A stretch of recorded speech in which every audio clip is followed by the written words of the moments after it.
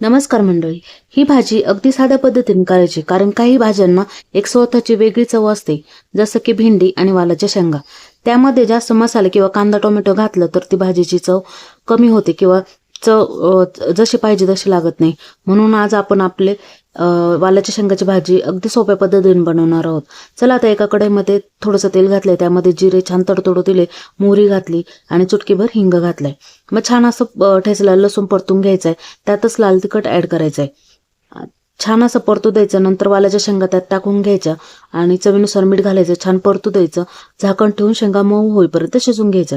आता शेवटी भाजलेल्या शेंगदाण्याचं कूट घालून हलक्या हाताने एकत्र करून घ्यायचंय. बस अगदी कमी साहित्यात तयार झाली आहे आपल्या घरच्या गावाकडच्या चवीची स्वादिष्ट अशी वालाच्या शेंगाची भाजी. तुम्ही ही रेसिपी नक्की करून बघा आणि मला सांगा कशी झाली ते. व्हिडिओ आवडला असेल तर लाईक, शेअर, सबस्क्राईब करायला विसरू नका. थँक्यू.